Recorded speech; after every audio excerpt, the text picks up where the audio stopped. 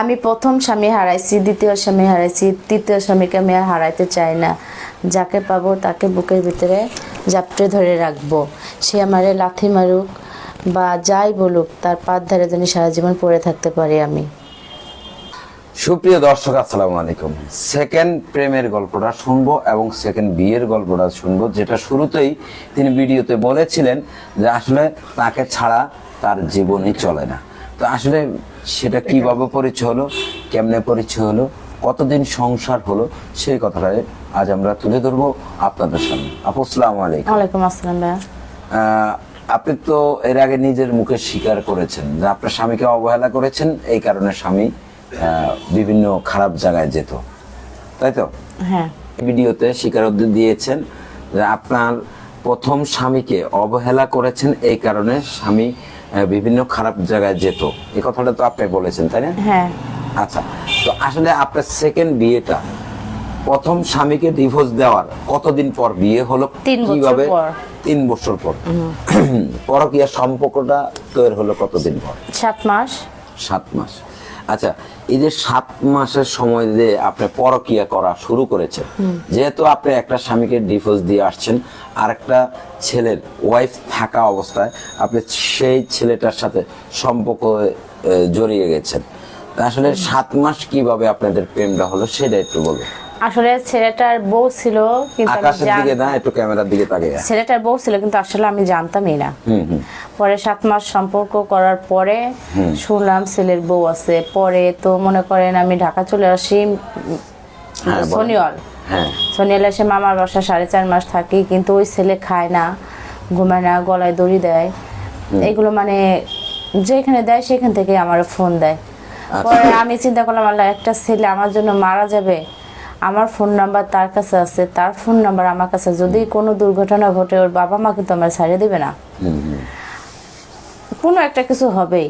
আচ্ছা, আমি সেই চিন্তা করে আবার বাচ্চা দুটির কথা চিন্তা করে আমি বললাম যে ঠিক আছে, তাহলে চিন্তা করি, আমি আরেকটু ভাবি। পরে আমার কতদিন ভাবনার মাঝে তার প্রেমে হাবুডুবু খেলে? তাও তো ধরেন 7 মাস এরকম। 7 মাস এইভাবে গেল। আচ্ছা, 7 মাস পরে মনে করেন আমি চলে আসছিলাম আমার মামার বাসায়, যে থাক, ওর দূরে বাচ্চা, ওর বউ নিয়ে ভালো থাকুক, আমি সরে আসি। কিন্তু ওর বাবা মা সবাই জানছে যে বিয়ে করছে, কিন্তু আসলে আমাদের বিয়ে হয়েছিল না তখন। কিন্তু ও চিন্তা করে বলতেছে যে তুই যদি আমার বিয়েটা করছিস, আমি গলায় দড়ি দিব না, মরে দেবো, আমার দায়িত্ব তোর। আমি আবার বাচ্চা দুটোর কথা চিন্তা করে পরে মনে করেন আমার এলাকা থেকে ছেলেরাও ধরে মারছিল ওরে। মানে আপনার এলাকার ছেলেরা? হ্যাঁ, ওরে ধরে আচ্ছা, মারছিল। ছেলেটা আসলে আপনি কি দেখে আপনার প্রতি এতটা? আমি সেটা জানি না। আপনি সেটা জানেন না? আচ্ছা, আপনার ফেস কাটিং দেখতে শুনতে তো খুব ভালো। হ্যাঁ, এটা দেখে কি একটা ছেলে হাবুডুবু খেলো? কিভাবে দেখা হলো প্রথম? কিভাবে দেখা হলো, ও আমাদের এখানে মানে গাড়ি নিয়ে আসছিল। পরে আমি ওরে চিনতামই না। পরে আমি বললাম যে তুমি কোথায় আছো? বলতেছে আমি অমুক জায়গায় আছি। তা আমি তুমি অমুক জায়গায় আছো? আমি তো চিনি, সে তো আমাকে চেনে না। যে জায়গা সে আছে সেই জায়গাটা আমি প্রথম আপনার সাথে কিভাবে, মানে আপনার ফোন নাম্বার কিভাবে পেলেন? মানে আমার সাথে একটু গান সোজা করুন, সোজাভাবে কথা বলুন। একটা ছেলে আমার সাথে 2 বছর মানে 2 মাস মানে আমার পিছে ঘুরে থাকে, মানে ঘুরতে ঘুরতে মানে আমার সাথে বন্ধুত্ব করার জন্য 2 মাস ঘুরছে। ঘোরার পরে ও যখন 2 মাস পরে যখন আমার নাম্বার পাইছে ওই ছেলে, 1 সপ্তাহ বন্ধুত্ব হয়েছে, কেবল 1 সপ্তাহ বন্ধুত্ব হওয়ার পরে ও চিটাগাং চলে যায়। একটা কথা বলি, মেয়েদের কি কোনো বন্ধু হয়, ছেলে বন্ধু হয়? হ্যাঁ, অবশ্যই হয়। কিভাবে হয় সেটা একটু বলুন তো। কেন হয় না?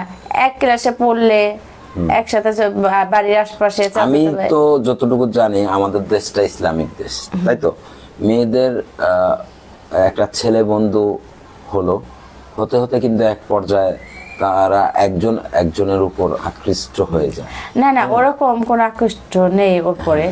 ও 1 সপ্তাহ পরে চলে যায় সিলেট। তখন ও ওইখানে চাকরি করতো। পরে মানে যেভাবে হয়েছে বলছে যে আমার একটা মেয়ের নাম্বার দে, আমি কথা বলবো। পরে আমার নাম্বার বলে ওর কাছে দিচ্ছে, সেখান থেকে কথা বললাম। আচ্ছা, আপনি একটা ছেলের সাথে চিনেন না, জানেন না, তার সাথে কিভাবে কথা বললেন?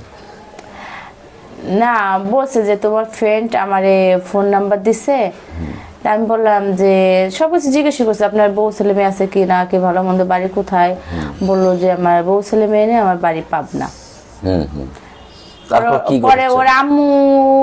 ওর আব্বু অনেক ভালো, মানে ওর আব্বু বললো যে না আমার ছেলে তো বিয়ে করেনি, তা কি করা যায়, কি ভালো মন্দ, আমার তো একটা ফ্যামিলি আছে, যোগাযোগ করে যেতে যাওয়া হয়। পরে আমার ফ্যামিলিরা ওর ফ্যামিলির সাথে কথা বললো, কথা বলার পরে যেভাবে হোক মানে বিয়ে হয়েছে, বিয়ে হওয়ার কয়েক মাস পরে শুনছি ওর বউ আছে। তারপর পরে মনে করেন যে ও আমার নিয়ে ভালোই 2 বছর কাটলো। 2 বছর কাটার পরে ওর পেটের নাড়ি যখন নষ্ট হয়ে যায়, বাড়িতে চলে আসে, তখন থেকেই মনে করবেন যে ওর, আমি শুনছি যেটা, আমি কিন্তু চোখে আপনার তার দেখিনি। সাথে সংসার হয়েছে তো? হ্যাঁ 2 বছর হয়েছে, 2 বছর। একসাথেই ছিলাম। বাবু টাবু হয়েছিল? হ্যাঁ একটা ছেলে হয়েছিল। আচ্ছা, আগের সংসারে কয়জন? একটা ছেলে। এখনকার সংসার নাই। এখন নেই?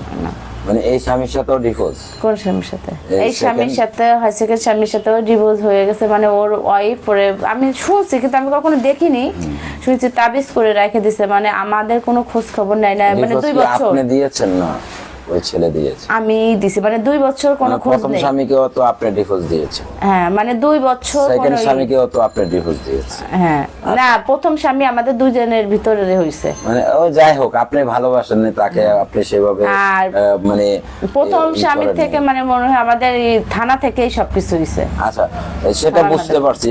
এই গল্পটা যদি মানে আমাদের দর্শকরা প্রথম গল্পটা যদি দেখে তাহলে বুঝবে। তো আসলে প্রথম স্বামীও আপনার নিজের কারণে গেছে, দ্বিতীয় স্বামীটা কার জন্য গেছে? মনে করেন যে দ্বিতীয় হাজবেন্ড শুনছি যে 2 বছর আমাদের কোনো দেখা সাক্ষাৎ কিছুই নেই তার সাথে। বাড়ি থেকে ফোন দিলে মানে তারা আমার রাখতে চায় না, বা আমার সাথে সংসার করতে চায় না, তার বড় ওয়াইফ আছে, 2টা বাচ্চা আছে, সেই জন্য। পরে আমার ফ্যামিলি থেকে বললো যে তুই বিয়ে যখন করছিস তখন তোর খাওয়াকে যখন দিচ্ছেই না, তাহলে আর কি করা যাবে, তাহলে তো এভাবে থাকা যাবে না, তোর তো একটা জীবন। পরে তো মনে করেন যে বাবা 2 বছর পর, 2 বছর তো গেল, প্রায় 7 মাস পরে যে ডিভোর্স হইলো আমাদের। আচ্ছা আচ্ছা, যাক, মানে সেটা আপনি ডিভোর্স দিয়েছেন। হ্যাঁ। তো আসলে এইভাবে কতজনকে ডিভোর্স দিবেন আপনি? কত আপনারা দোয়া করেন যেন আমার ভাগ্যে এমন একটা ছেলে পড়ে যেন আমার ডিভোর্স না দিতে পারে, বা সারা জীবন আমি তার এখন সাথে আপনার থাকতে পারি। বয়স কত? 30 বছর। 30। তো এই বয়সে কি এখনো একটু চাচ্ছেন নাকি? না, আল্লাহ যদি আমার ভাগ্যে লিখে তো 4 আঙ্গুল কপালে, তাহলে আচ্ছা, আপনার 2টা সন্তান সহ এখন কি কেউ বিয়ে করতে চাইবো আপনাকে? হ্যাঁ অনেকজনের করে, কিন্তু আসলে আমি আগতে যাচ্ছি না, আর আগতেও চাই না যে আমার নিজে থেকে এসে বলবে যে আমি তোমার বিয়ে করবো। আচ্ছা, এমন আমি তারে করবো। ঘটে নেই কেউ আপনাকে এখন এসে বলতেছে নিজের থেকে? হ্যাঁ বলছে তো, হ্যাঁ, কি বলেছে? বলছে যে আমি তোমাকে পছন্দ করি, বিয়ে করব। তো সেটা বিয়েটা বলছে। হলো না কেন? বিয়ে তো হয়েছে, কোথায় হলো? বিয়ে হয়েছে কোথায় আর বলবো, এখন কি স্বামী আছে? নাই। এটাও চলে ওই তো মনের মিল মানে নেই। 3 নাম্বার স্বামীও চলে গেল? হ্যাঁ বিয়ে হয় নাই, হ্যাঁ। মানে হওয়ার লাইনে ছিল। লাইনে ছিল, এর মধ্যে মানে মধু খেয়ে চলে গেছে? না না, ওর সাথে আমার কোনো রিলেশন হয় না, মানে একসাথে কাজ করতাম, খালি কাজের সময় দেখা হইতো। ও আচ্ছা আচ্ছা, তার মানে মধু খাওয়ার সুযোগ না। পায় না, এর আগে ভয় পেয়ে বাগ যায়। আচ্ছা আচ্ছা, তো আসলে আপনাকে তো ওই যে আমাদের যারা দর্শক আছে তারা দেখে ভয় পেয়ে যায়। কেন? ভালোবাসা আছে?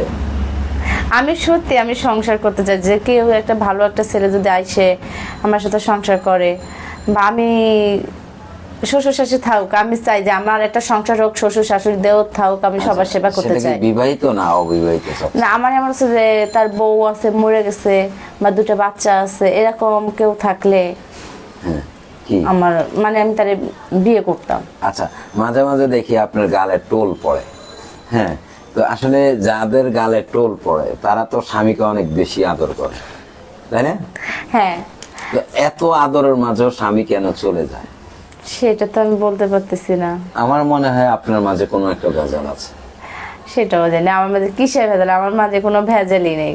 কোনো ভেজাল নেই? না আচ্ছা, আমি চিন্তা করি আমার স্বামীকে ভালোবাসি, আমি যে প্রথম যে আপনার প্রথম লাইফের কথাটা বললাম সেই সাবজেক্টে বাদে আমি সত্যি আমি চাই সংসার করতে।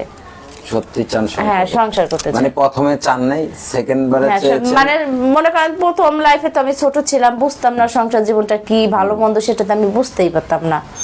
এখন যেরকম বুঝি তখন বুঝতাম না। আচ্ছা, তো এই যে দুটা সন্তান হ্যাঁ। আপনার, বয়স 30, আসলে আপনার কাছে আরেকজন লোক এসে কি পাবে? সেটা কি পাবে সেটা তো সেই ক্যামেরার দিকে জানবে, তাকিয়ে কথা বলো। সেটা তো সেই জানবে, আমি তো আছে না, আমি তো কোনো একটা কিছু পাওয়ার আশায় এক জায়গায় যাব, তাই না? আপনি আমাদের এখানে আসছেন কোন আশায়? আপনাদের এখানে আসছি যে কেউ যদি, আমি এখন যে পরিস্থিতির ভিতরে আসছি এমন কেউ লোক নেই যে আমার পাশে দাঁড়ানোর মতন কোনো লোক নেই। কেউ যদি আমার পাশে দাঁড়ায়, কেউ যদি আমার বাচ্চা যদি একটু সাহায্য করে। আচ্ছা, সেই আশা নিয়ে তো হ্যাঁ। আসছে। তো আপনার কাছে যদি কেউ যায়, অবশ্যই তো কোনো আশা নিয়ে যাবে। হ্যাঁ অবশ্যই। এখন যদি আপনাকে কেউ বিয়ে করে, তাহলে আসলে কি পাবে সে আপনার কাছে? আমি সেটাই জানতে চাই। সে যতটুকু মানে স্বামীর অধিকার, ভালোবাসা, শরীরের সবকিছু, বলেন, একটু স্পষ্ট বলেন। ওই তো ভালোবাসা, শরীরের সবকিছু তার আমি ভালোবাসতে পারবো জন্য সেও যেন একটা আমাকে স্বামী ভালোবাসে। তো আমরা যতটুকু জানি, যেহেতু আমাদেরও ওয়াইফ আছে, আমার ওয়াইফ তো আমার, হ্যাঁ। তাই না? তো এটা আর কি, কিন্তু আসলে একটা ছেলে তো সবসময় চায় ভালোবাসা, হ্যাঁ আমিও তাকে চাই কেয়ার যে করা, আমি তাকে কেয়ার করা, হ্যাঁ। তাকে সবসময় সম্মান করা। তো সম্মান এখনকার করার যুগের সময় মেয়েরা দিয়া তো, এখনকার যুগের মেয়েরা তো সেভাবে সম্মান করে না, সেভাবে আমি করতে স্বামীকে চাই, কেয়ার করে না। আমি করতে চাই। আপনি কিভাবে করবেন? আপনি তো প্রথম স্বামীর এই অবশ্যই। পাড়ায় দিয়েছেন, হোটেলে, বিভিন্ন জায়গায়। বলেন না, অধিক টাকায় করে ভাই। বলেন। না সেটা আমার ভুল হইতে পারে, কারণ আমার সেকেন্ড বয়স স্বামীকে কি কোথাও যেতে দিবেন? থার্ড স্বামীকে? না আমি চাই না, আল্লাহ যেন নাম দেয় এরকম, আল্লাহ যেন এই মুখ তুলে তাকায়। তো ঠিক আছে আপু, ভালো থাকবেন। দর্শক, আচ্ছা, আপনারা যেখানে আছেন, আমাদের এই ভিডিওটি দেখেছেন, হয়তো আমরা একটু ঝেড়া করেছি এই বোনটির সাথে।